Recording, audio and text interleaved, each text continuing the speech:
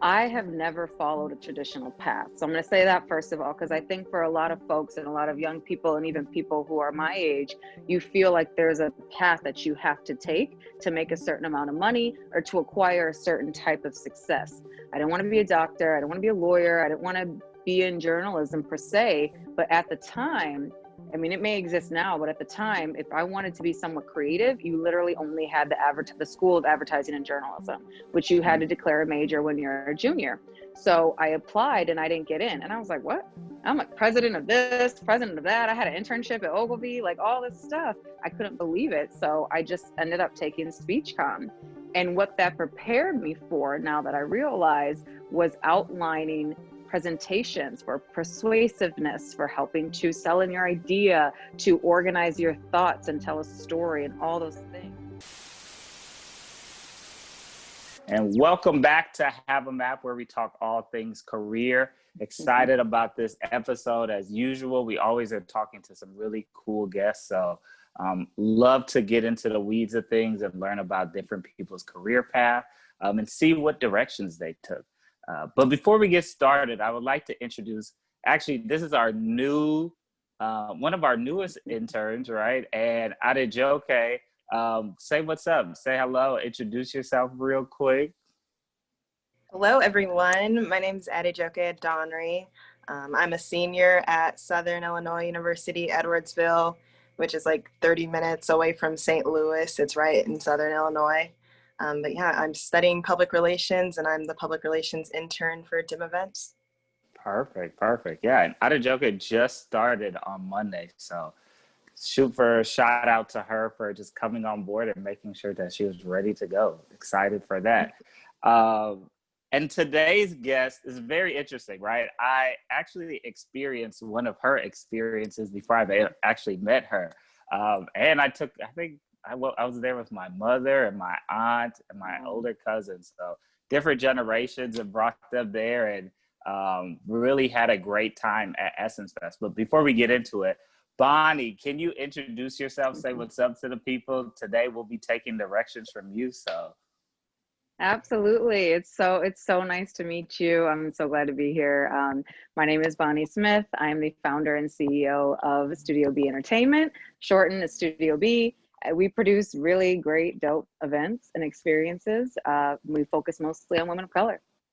Beautiful. And Bonnie, just kind of getting right into it, right? How did you get started doing that, right? Because my first experience with you was Essence Fest, right? But I'm sure it wasn't always Essence Fest, right? It kind of maybe built up to that. But what was your start into this industry? Wow. Okay. So that's a big question, because I thought you were going to ask, how did I get into Studio B? But it actually does funnel through or from starting into the industry. So actually, I went to the University of Illinois in Urbana-Champaign, and always loved music, always loved entertainment, movies, film, etc. Subscribed to Entertainment Weekly magazine, started working at Star Course, which was a student-run organization that put on concerts. So once we started to do that and produce the concerts, we would bring A-list level talent to campus, and I just fell in love with it. So I think I studied abroad, and I got home, and basically everybody was still in school. So I was like, well, I got to get a job. I had already finished, and I'm like, I got to get a job. I got to make money. What am I going to do? And a friend of mine said, hey, there's a new radio station that just popped up in Chicago. Because I was like, okay, cool. I'm going to try to get a job at GCI or V103 or just something so I could be around music. And she said, Kiss FM just popped up too. So I said, cool, because I applied to GCI, didn't get that internship. So I applied to Kiss FM.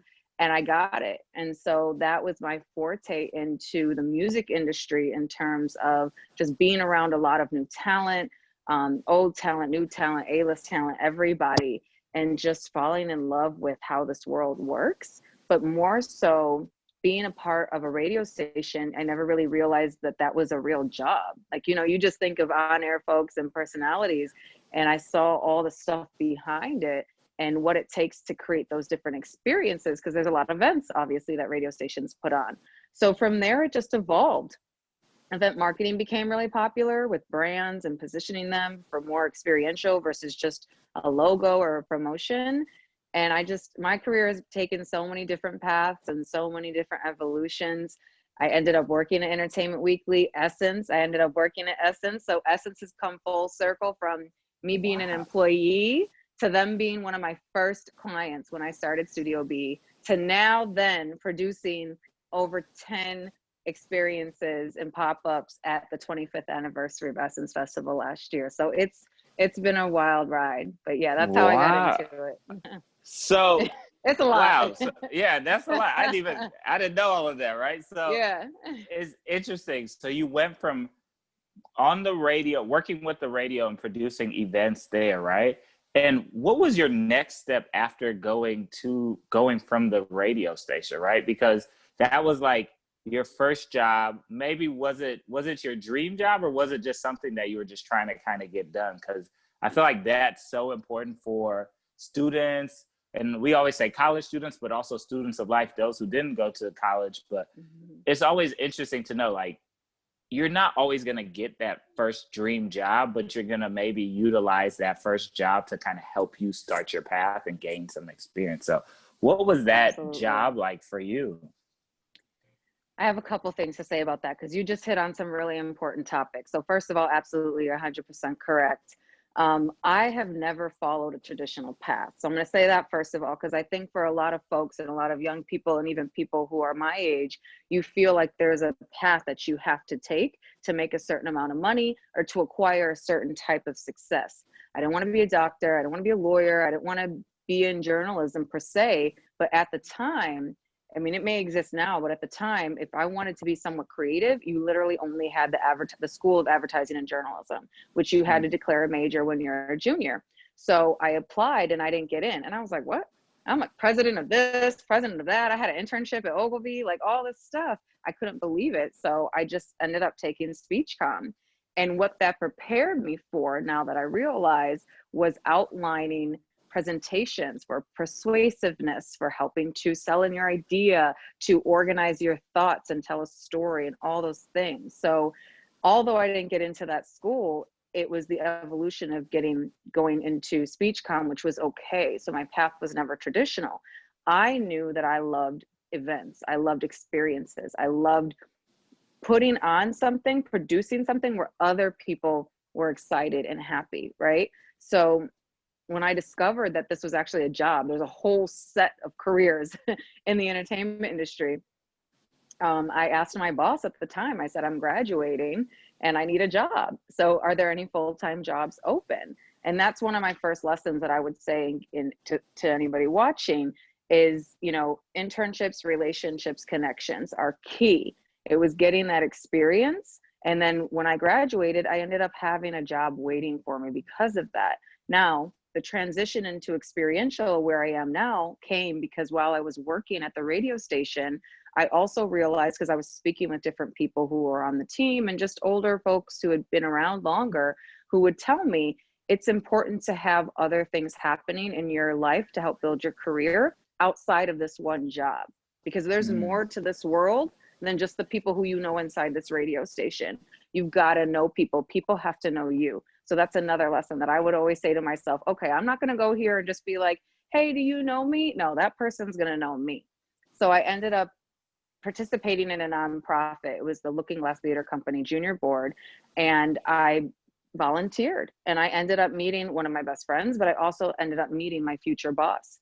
We started having conversations because we produced events that were fundraising events. And she asked me at the time, we have a job opening. Would you be interested? And at that time, event marketing was getting very popular, and it was an opportunity to grow. And, I had actually at the radio station talked about getting promoted and moving on to promotions. So my job, let me take back, was actually in sales. So my internship was in promotions, but the job that was open and available was in sales. So I said, okay, which is also a great opportunity to learn. And you're getting in front of the people that are making the money and who are basically talking to the people who pay the money. So a woman, I'll never forget this, a woman at one of the other radio stations that had a promotions position open, she told me, you're qualified for this job, but I'm not going to hire you because you won't like it. It's not the type of music and events that I know you like to do. My advice to you is to get the experience that you need, but then go and get other experience. And then if you still love this, you can always come back. But if you go and get that other experience, you're going to be able to demand a higher salary, and you're going to expand your network. So you'll become a more valuable candidate. And I was so angry with her at that point, but it ultimately turned out to be the best advice I ever received. Wow. So that was long-winded, but I hope I answered how I transitioned from radio into the world of event marketing at that point. No, that's so interesting, right? Because, you know, going outside of your network or going outside of your current job is so important, and people don't talk about that as much, right?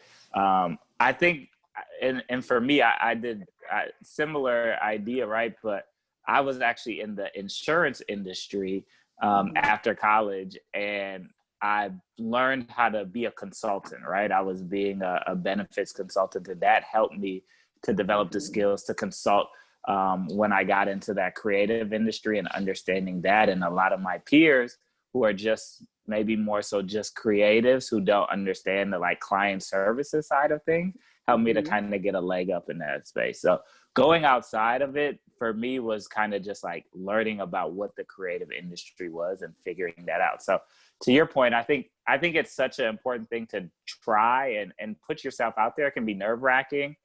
It can be a lot of free labor. And that's another thing people don't talk about is like, oh, I'm worth all of this money. And I definitely think you have to fight for that. But at the beginning, you are going to do a lot of free stuff.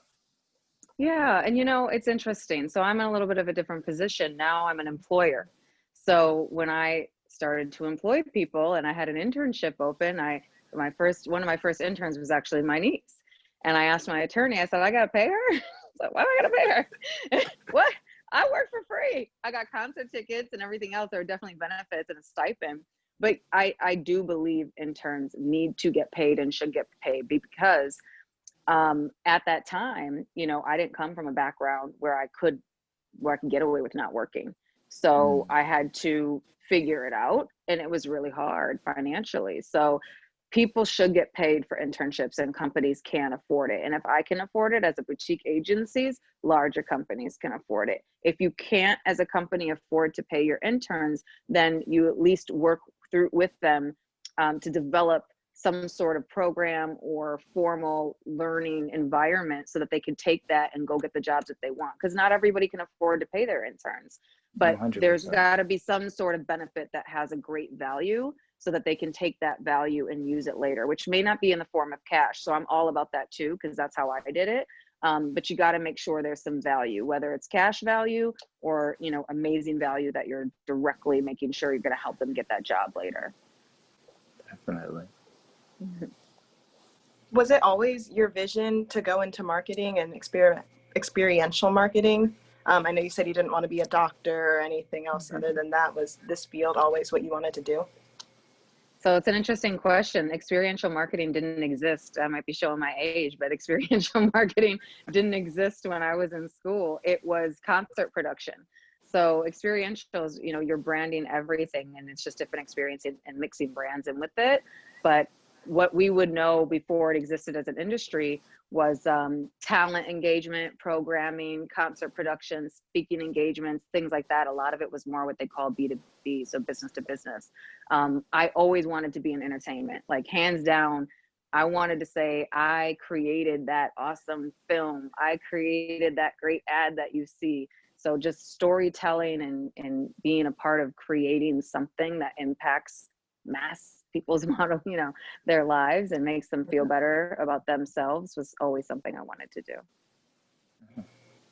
And going to that full circle moment, right? Going from working at Essence to now, you know, producing events for Essence. Where was that transition of like saying, hey, I want to leave my job or whatever, wherever job you were and going into business for yourself? Or was that something that gradually happened as you had a job as well? It was gradual. So there's a few things in that and lessons learned that for myself. And, you know, I'm always learning. You're always learning no matter what. So the progression was that I always wanted to provide value and make sure that that value was equal to the compensation that I was getting, because I wanted to build the life that I wanted. Now, I lived in New York City. So living in New York, you feel very poor. And my life was very different than a lot of my friends who were back here in Chicago. So, you know, it was a little bit different, but I wanted to follow my passion. Didn't always mean following the money. So I chose to follow my passion and be okay. And I actually ended up working at Entertainment Weekly magazine. So relationships are key. And Entertainment Weekly merged with Essence as the style and entertainment group. So that's how I ended up to get there. And what happened, fast forward some years, I went back into agency life. So started at an agency as well when I moved to New York. Got further and deeper into that experiential marketing, production, creative execution, etc. Moved into entertainment with Essence and Entertainment Weekly, went back to the agency side as more of strategy and business, managing the relationships. And I just realized to myself, as I was starting to formulate my own Studio B, my passion has always been entertainment. My passion has always been about creating these experiences that have these entertainment elements. And I can't do that at this agency. It's too corporate for me. So that is kind of the jumping off point where I knew I needed to start something. And this goes back to relationships, and you have to work on them and you have to keep them, and you need to put in the work too. You can't wait for people to come to you. So when I was about to start Studio B, I went back to my old managers and my bosses and my colleagues at Essence. And I said, this is what I'm doing. This is why. Here's the services that you can hire me for. I know that these are some of the services that you could use some help with because of XYZ. Can we get on the phone and talk about it? And it ended up working out. And that's how it happened. So I consulted for a little bit and the company just continued to grow. Wow. How did you build those? Nope, how did go you ahead. how did you build those relationships with the other clientele that you have, like CoverGirl, My Black is Beautiful, and all of these amazing other companies? Yep. It's you know, it's a couple different things, right? But at the heart of it, it just goes back to what I love. And so I'm not saying it's easy, but it was natural, right? I love beauty. I love makeup. I love hair, anything to do with hair. I miss having all of that. Not being an Essence meant that I got to go restock and pay for all my own products now. But, you know, it's just, we have been so blessed with just like real cool clients. And if they see your passion, they're going to give you that respect too. And I respect all of the people who we worked for and with. And part of developing Studio B was making a choice on who we were going to work with and why. So those brands, a mission and what they do and who they do it for, aligned with what we wanted to do and who we do it for. So it was a natural connection. And you just start to build relationships. So if somebody says when their birthday is, you listen to them, like really listen to them when they're talking about their personal lives, because you actually care. So it's not always just business. And you know, you have to work at it and pay attention. That's so fascinating, right? Because you really just put yourself out there to get that opportunity, which I think is very brave. And a lot of people might, you know, a lot of people are a little more nervous, right? I remember kind of going through that. It was a little more timid and trying to figure out, okay, how do I consistently put myself out there, right? And my first agency experience, I think, you know, I was blessed to get it through posting a bunch of clips on Instagram, right? And people seeing some of the work that we were doing and being confident in that, right? But let's talk a little bit about networking, because I'm sure your company has grown even more and more through networking, right? So for you, what did networking look like pre-COVID, and then maybe a little bit more like what does it look post-COVID? I don't even know if I can talk about that because it might involve a lot of alcohol. You know, it's hard times out here. Okay, so networking right now. I mean, it's what you're doing. Mo, first of all, like hats off to you. This is so brilliant. This is so amazing what you're doing for interns and students and even just young professionals, I think is incredible. And I love it. And myself and Studio B will be here to support in any which way we can. But this is an example of the networking afterwards. So I'm trying to think of an example. what networking looks like before COVID for me and somebody who's just starting out is going to be very different. But what I will say is when I was graduating or as an intern, go to as many events as you can. You know, if you have a job, ask your employer, is there a stipend or could I have a stipend to go to some of these events? Because it's not fair to make them pay for it themselves. You know, not everybody's in the same economic background or socioeconomic background. And so there's networking events all the time, every day. There's speaker engagements. So we would go to those luncheons, et cetera, because you're in person. So post COVID, you know, I believe in experiences. I believe in live touch. We see, we hang out, we're shared, we're together. So this digital world has been very hard for me. I'm a Gemini. I need to be out, like I'm going nuts. But post COVID, networking is somewhat similar. You've got to do the work. So join the Zoom, you know, pay attention to to things like what you're doing. You know, participate in really great speaking opportunities that you can. And the great thing is most of them are free, but then follow up. If there's somebody who is speaking, who said something that really inspired you, shoot them a note on LinkedIn and let them know that it did. You know, that is better than just trying to say, hey, I want to talk to you, you know, because again, that's real, that's authentic.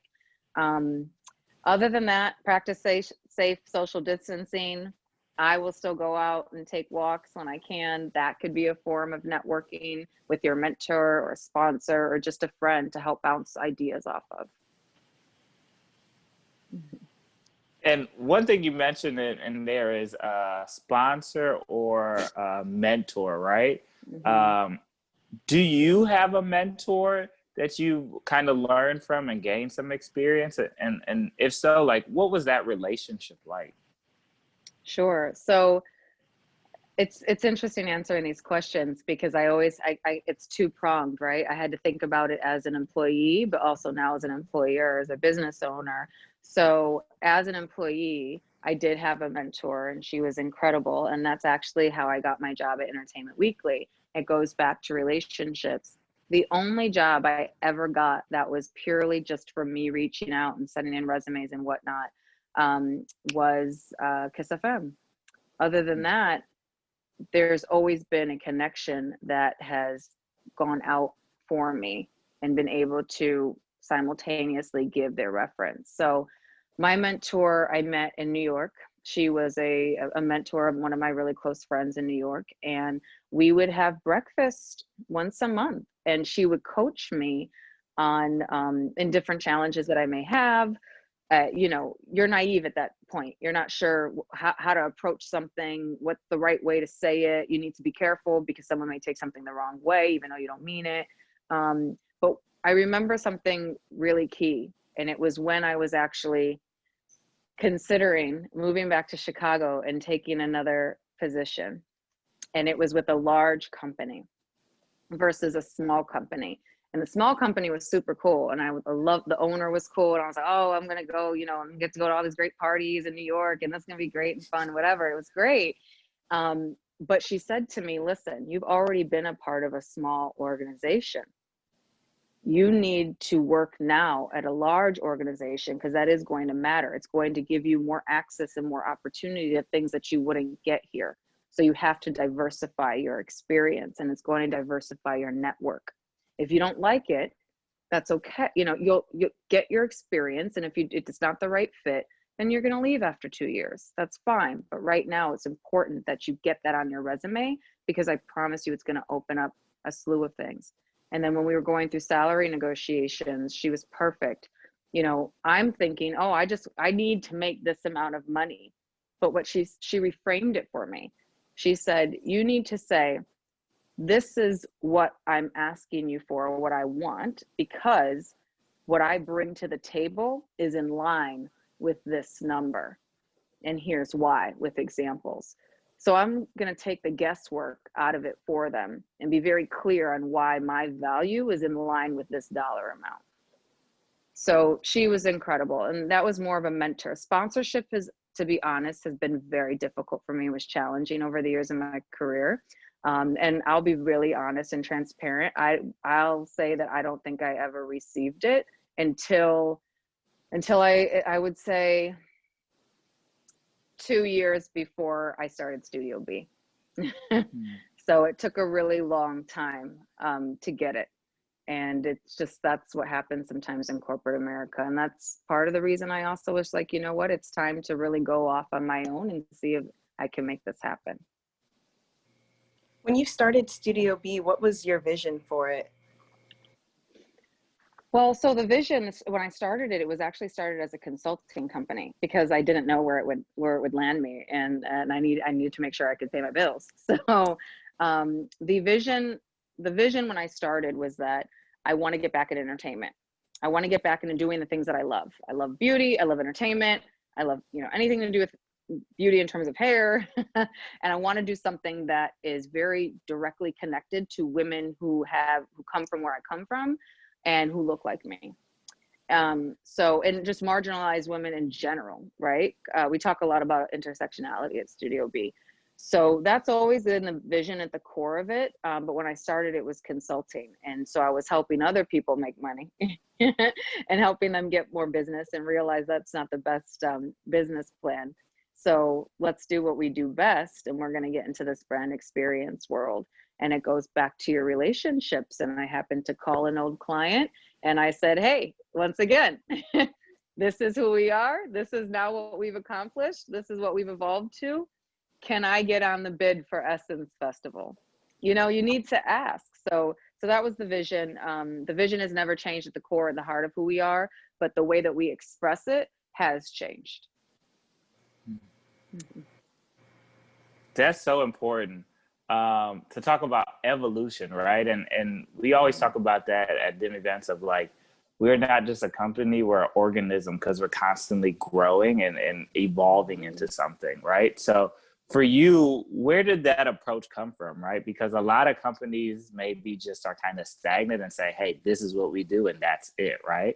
Where did this approach of like evolving constantly come into play for you? So Mo, I feel like you should talk about that more just from your own career because I love it. And not that pivot is a bad word, but I don't use it because I just feel like as a human being, like I'm constantly evolving. And I would say the approach or the thinking for me has always been very personal, from how I grew up to how my mother raised me. And through whatever challenges in life that we've had to go through, things will constantly evolve. Nothing will ever stay the same. And so part of having the confidence to say, I'm gonna leave my job, I'm gonna start Studio B, was saying to myself, it's okay. I know that starting off consulting is not gonna be where I end. It's the next step that is the natural evolution of what I do now that will keep me in business, keep me with a good cash flow, and be able to give me some time to figure out what that next step is. Maybe that's a little bit of a pivot, but it's also an evolution. So it helped me not to be afraid that if what I'm doing right now doesn't work, it's okay, because I went into it knowing that it's not going to be what I think it's going to be right now, that there's going to be an evolution. And whatever path you take, I'm a firm believer that whatever happens, whatever decision you make, that was the decision that you ultimately made. So it had to be the right one. Yeah. So. No, I think that's Hope so it important. works. Yeah, right. You're kind of like, you know what? That's life. And that's life. Nothing's going to be perfect. You make the best decisions you can. That is so key. Yeah. Just kind of like going with the flow sounds so bad. And I think it just has a negative cultural connotation with it. But like, that is kind of what I've seen, right? You go with the flow, right? You kind of see what you're interested in. You're like, oh, I don't really like doing this, but maybe I like doing this. Or maybe it's like, hey, can you do this for me? And you're like, yeah, I can do that for you. So like, it's a dialogue. It's a learning process. It's something that continues to just develop within you. And then as you get better, it develops into your team, right? Into the people that you work with. And then they evolve and they grow. And then as a smaller company, that helps for you to grow as well. So I think that's so important, especially when you have a smaller business, to just be open to it and not kind of be closed-minded. Absolutely. And Valerie Jarrett, she came to speak one time at the Wing. I don't think it's open anymore, but I adore her. And I would say read her book. I thought it was incredible. And she said, never take, you know, you can't, life isn't a straight path. She's like, take the roller coaster. I'm like, yes. You know, but you're strategic about it. You're going to be strategic. You know, if I was, there's so many exercises that I do. I have my own whiteboards behind me and papers and Post-its, and I'll go through a magazine. I'm not a digital person.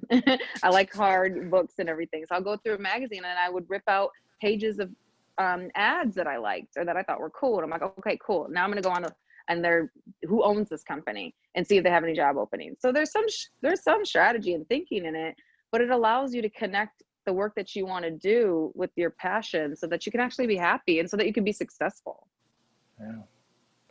Yeah. There's a lot. There's so much to all of this, but you really just got to be yourself and, you know, be confident in yourself to make the right decisions for yourself. Definitely. And one thing that I always think is very interesting is we always talk about this journey of self-care, right? And I think self-care is definitely more present now in making sure you're constantly taking care of yourself. I remember when we first started college, nobody talked about self-care. I wish we had it back then. But for you, someone that's busy, someone that's a business owner, what does self-care look like for you? So I wish I could say I was routine. So self-care, my ideal would be that I did everything that I talk about in self-care every day. But what it currently looks like is taking a morning walk every morning.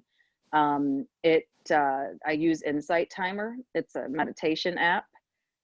I have a low attention span, so I try for 5 minutes of gratitude or 5 minutes of stress or whatever it is. If I can get through 5 minutes, so I will do that out on my balcony outside. I just, being outside is a huge thing for me in terms of self-care and taking a walk. The other thing is not laying in bed and checking emails or scrolling through Facebook or Instagram. So using that time to just have to myself and think or read an article or just walk. So that's self-care for me right now. If I had my choice, I'd be a spa once a week, but that's not possible. How do you stay inspired, and what would you say is your biggest inspiration? How do I stay inspired? I read. I like to read. Like I said, I like to read hard books. I'm not on the digital front. You know, my family, really, my family is my biggest inspiration. That's what I do everything for. So there's nothing else really outside of that, at the end of the day, things get me going and I get excited when other people are like, oh, that's a great program. That's a great idea. Like, I love hearing that excitement. But at the end of the day, if I can't come back and do things for my family to help them have a better life and you know, us in general, then I won't be happy. So my biggest inspiration is my family. They keep me going, and seeing them happy keeps me happy and keeps me working and keeps me positive. I love that. And you talked about entertainment from the beginning all through the end. It's like your through line, right? You love entertainment, right? And you talked a little bit about concerts. As we kind of get to the end and close stuff out, what have been some songs or artists that you've currently been listening to? I had a feeling you were going to ask me this question. And I'm a little embarrassed. So you would think, coming from my background, that I would know all the new music. But here's the thing. When you work in the music entertainment, you've got artists coming in, reps coming in all the time. And they're in the conference room playing their new music, and people like, hey, yo, you want to go to this new thing that's how I met Melanie Fiona. And I was like, oh, she's real cool. Like, great stuff. Oh, I don't have that life anymore. So I used to be real cool.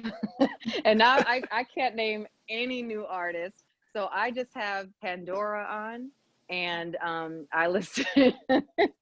I'm either listening to the Babyface radio station or you know, or like the Nas radio station. So it can go either way. I'm old school. I love R&B. We just there's something that we're doing with some clients and the agency teams, and they were like, pick your best love song, pick your best, you know, your best this jam, your breakup song. And I was like, oh, I got tons of lists here, but it's all from like 80s, 90s, stuff like that. So I wish I could tell you what I'm listening to right at this exact moment.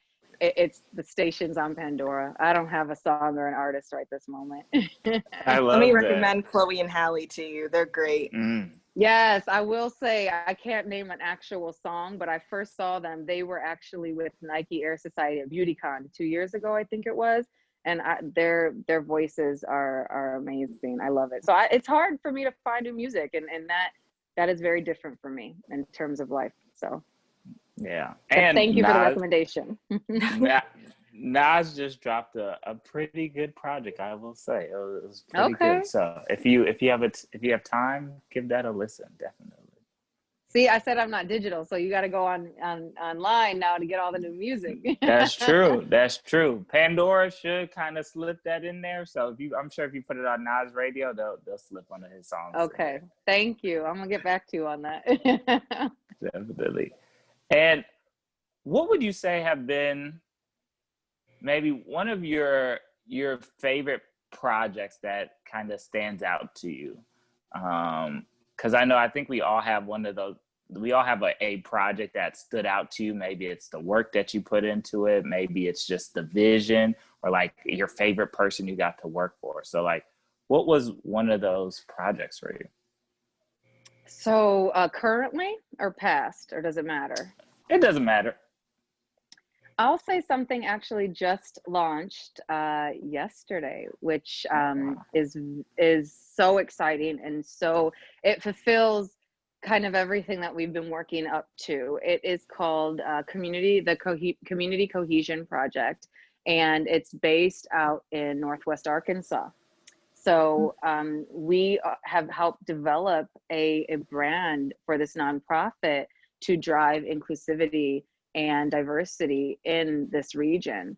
And we're working with our clients at Procter & Gamble and Walmart and Crystal Bridges, which is this beautiful museum full of like culture, rich culture and artists, and just a lot, very vivid and colorful art. And we're working with them to bring this to life, to help people have a voice and to create this environment for all different types of folks who live there and who want to be there and live there and bring up their families, etc. So having the opportunity to more directly impact someone's life and do something that's just for such a good cause, especially in the world that we live in today, has been incredible for us. And when we found out that we had the opportunity to be awarded the business and partner with them, we got a little teary-eyed. We were like, this is awesome. We get to be a part of this. And that's what I mean in the business that we're in.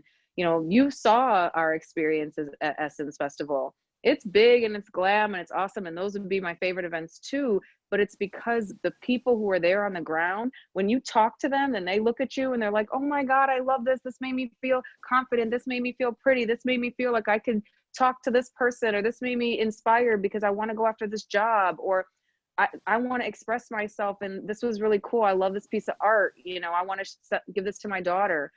It's those things that get us. It's being able to make that impact and that change and just make people feel happy and like someone cares about them. So long answer, but right now it's this current project that just launched yesterday, and we're so excited about it. Just has a lot of eyes on it, and we're gonna hopefully help a lot of people. Wow. Going off Go of ahead. that, what do you say, or what would Excuse you me. want for the legacy for Studio B to be? The legacy. So eventually I would like the company to be able to make a bigger direct impact in Chicago. So I would want Studio B's legacy to be able to have the opportunity to fund something that provides education, access, and opportunity for the young people who are living here who don't have that right now. Kind of have all the odds or cards stacked against them. So if I could help create something like that from where I'm from, that would be the best legacy for me. That's awesome. Yeah. And I think, with a lot of your story, and we've seen and we've learned so much, right? Of, you know, going from entertainment, telling stories, and like to this impact that you're doing with this, your most recent project. I feel like you've really embodied and owned who you are as a person, and that's showing through the work that you're doing at the company. And here on this podcast, we always like to give everyone a round of applause because we like to give them their roses while they're here with us and doing a great job. So let's give you a round of applause. Oh, I'm giving you a round of so applause. This is amazing. I think it's wonderful, and I love all the artwork you have on the back behind you. Oh, thank you. I cannot, you know, my girlfriend will be mad. I am in New York at her apartment, so I cannot take any Oh, it credit looks for this. good, girl. She did a good job. She did a good job. So, Yeah. but Well, thank you thank for, you so much. of course, and thank you for joining us, because I know you are busy, and you taking the time out of your schedule. We do not take that lightly, so we truly appreciate it. Well, I Yeah, thank appreciate you. you. Yeah, no, this is great. It's great to meet you both. I appreciate you having me on. And like I said before, we're all supportive. And I think this is great, what you're doing. Thank you. All right. Well, thank you all for listening to Have a Map. Whether this is your morning routine, your afternoon thing, or your good night thing, have a good evening or a good morning or whatever that might be for you. And we are out. Skirt, skirt.